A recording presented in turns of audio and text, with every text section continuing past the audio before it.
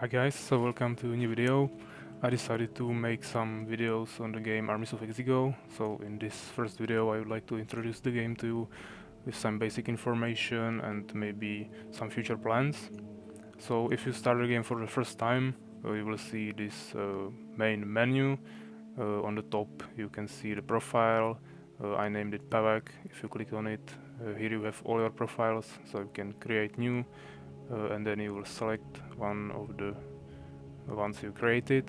Then you can also duplicate, rename and delete. Then you have the single player tab, multiplayer, options and credits. And also you can exit the game here. In the credits you have just some basic informations about the creators, authors and illustrators. Then in the options you have four tabs. In the game you have some general settings, then we have the controls. Here you can change the keybinds of each individual unit, building and ability. Then we have the video. Here you can set your graphic and also you can change the resolution.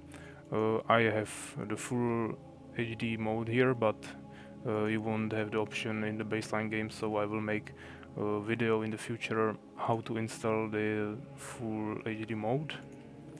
And then in the sounds you can just adjust the volume of each individual sound, and you can also just mute it if you don't want it there. Then we have the single player tab, so here you have the option to play the last game you played.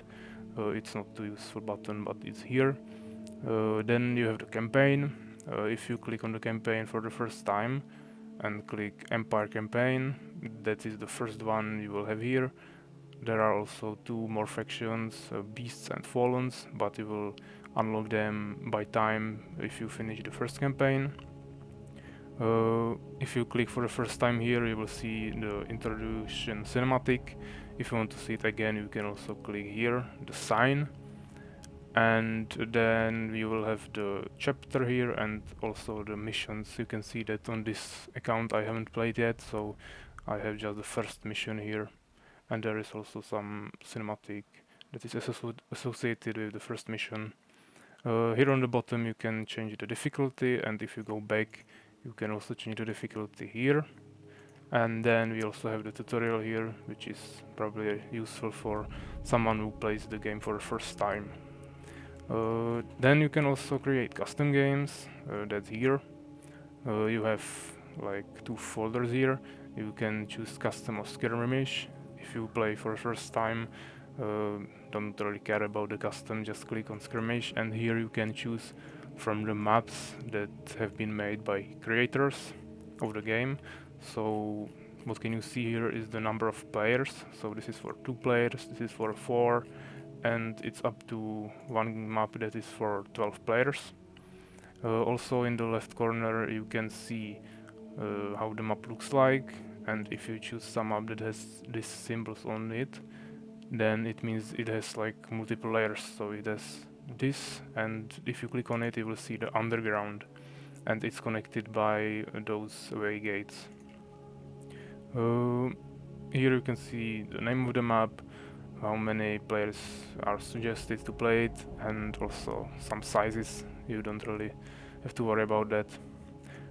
If you choose the map, double click on it and you will see these options. So here you have the players. So first it's always you the first, because you created the map, and the second or more players. This is map for 2 players, so we are just 2 here, but if you choose map for more players, then you will have more here. Here someone can join if you create a multiplayer, and if you want to play with computer, you just choose the difficulty, 4 difficulties here. So we have easy, AI, normal, hard and very hard. I usually play with very hard because it's like the level I'm playing right now, but if you're starting, I would recommend you to start with easy or normal and work your way up to hard and finally the very hard. Then you can choose the race here. You have 3 main factions: Empire, Beast and Fallen. You can also just choose random if you are good with everything and you don't want to choose before the game.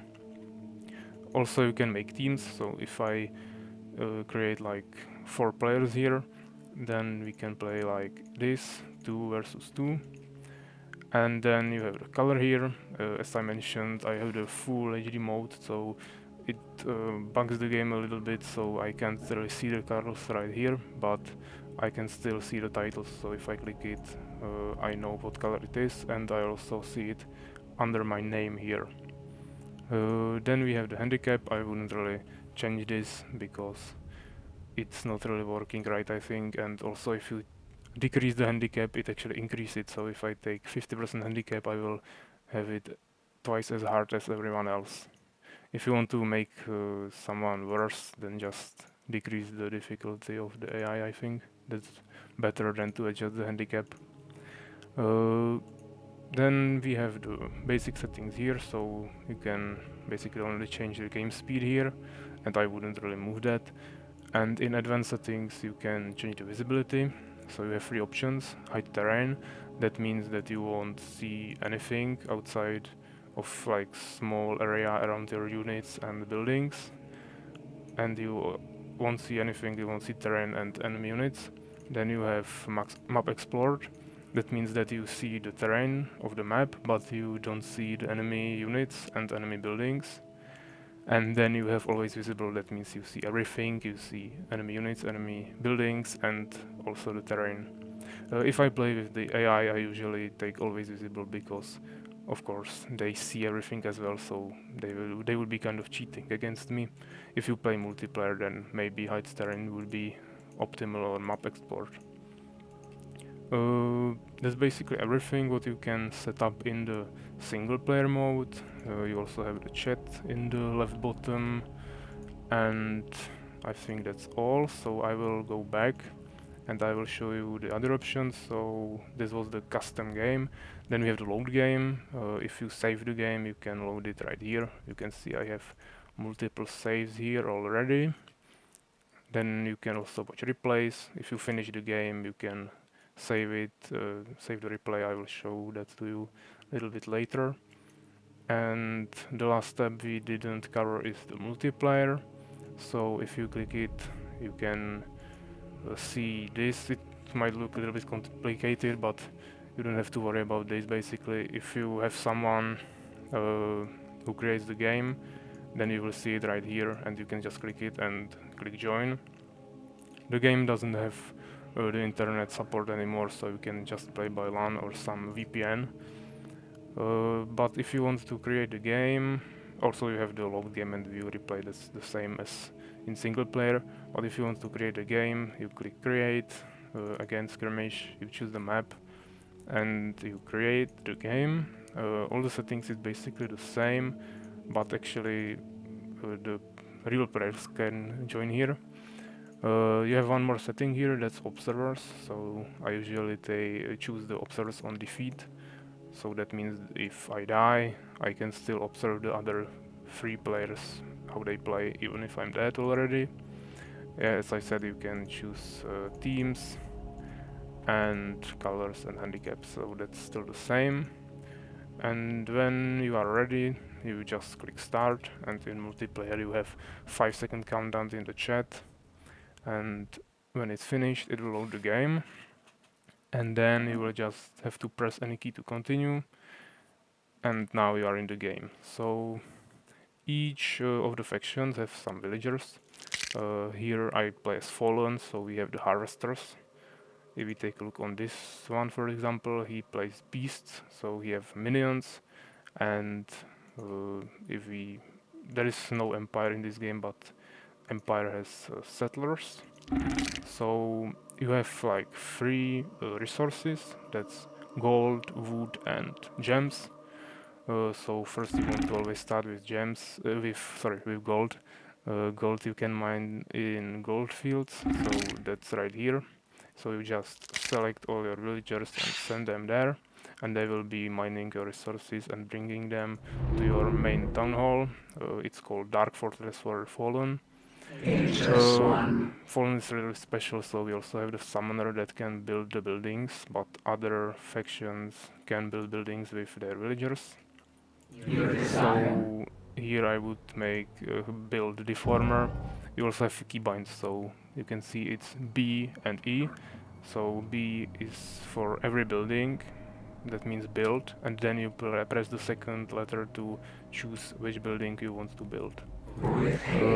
We also have the other resources, so gems can be mined in the gems mine, and then of course wood can be harvested from the trees. You can make more villagers in the town hall or dark fortress, and also the summoners.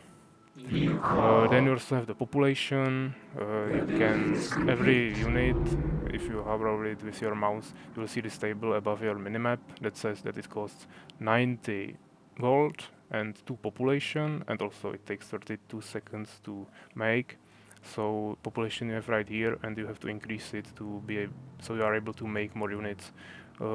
It is specific for each faction. If I play as Fallen, I have to transform a summoner to control form, and that will add me some population, and then I have to make new one. If you play beasts, you have to create those borons that give you more population, and if there was empire, he has to make farms, and that gives him his population. So what can we see here is this button. This basically changes the layers. So if this map had underground, which it doesn't have, because you don't see any gateway symbols on this minimap. But if it had the underground, you would change the layers with this button, or you can also just press tab. Then we have the minimap, so here you can see the yellow circles, or like gold circles. Those are the gold mines. Then the silver symbol is the gem mine, and also the green areas are forests with trees. Then what do we have next here is the settings for the minimap, so you can toggle the terrain. You just won't see anything, just the players. Then you can toggle buildings if you just want to see units, and you can also change the colors to just team colors, so we are blue against red, or you can just click it like this, then it changed the colors even in the game. If I take it like this, it's the baseline colors here, but we see the change colors on the minimap, or I can just make it default and I don't see any team colors, and I see yellow is yellow and green is green. Then we can send some minimap signals. Of course, it's pointless when you play with computers, but if you played multiplayer in team, you could send someone a signal. And you can also choose if you want formations or not. So if you have soldiers, it will be just a mass of units, but if you turn it on, they will make a formation. I usually turn it off because I want to manage them myself, but if you are not really good with micromanaging units, you probably want to turn it on. On the top left, we can see the game menu, so here you can save game, so you just write the name and click save. You have the options, that's the same as we saw in the main menu. Then you can exit the game or resume, and also there is a load and restart, but you can't use those in multiplayer game, but you can use them in single player game. Also, if you restart the game, it might change the positions, because in this game you have random positions, so if I restart the game in single player, I would maybe be here and he would be there. Yeah, it's totally random. So keep that in mind. Here we have quests. That's not really important. It's for some special maps or campaigns. So if I click it here, nothing happens. Then we have toggle second minimap. Of course, it does nothing here, but if I had the map with underground, I would see second minimap here instead of the building or unit portrait. And you can toggle that off and on. Then you have diplomacy. Here you can send some resources to your teammates, and you can just click accept. And here we have chat log. So if you write some message with enter, you will see it here. And then if you click the chat log, you will see the chat history. And here we have the player statistics. If I click on that, I will see this table.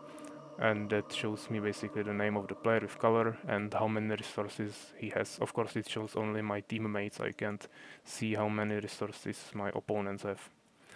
And also this is disabled in single player, so if you want to see this you have to play multiplayer, but then you can't use those options like restart and load game. So that's basically everything. If you hover over enemies or teammates, you will see their name on the in the table above your minimap, and also the HP of the unit or building. Here you can see he's already going to kill me because I was doing nothing, and if you play against very hard AI, you will just die pretty fast. And here you can also see the armies they already made, and that's basically everything we have in the game. So now I will exit, and you can see the results table here. So we have 4 tables here. We have score, units, buildings, and resources. In the score you have unit score, building score, resources score, and total score. If you click on one of those, it will order the players from the highest to lowest, or if you click again, it will be from the lowest to highest. Also you can toggle allied colors, so here you can see that we are blue, my team, and red, the enemy team. Then we have the units, how many produced, killed, and lost. Also who had the largest army and how many XP you gained. You gain XP for killing enemy units and maybe also destroying buildings. Mercenaries are like special for some specific maps, but most of the maps don't have mercenaries, so you don't have to worry about this. Also there are NPCs captures that like the mercenary camps. Then you have researches, how much you upgraded your units and buildings, how many buildings you constructed, destroyed, and lost. And then we have the resources, so gold, wood, and gems, how many you harvested and spent. Also on the bottom you have the save replay button, so it works the same as if you want to save the game. You just write the name and click save replay.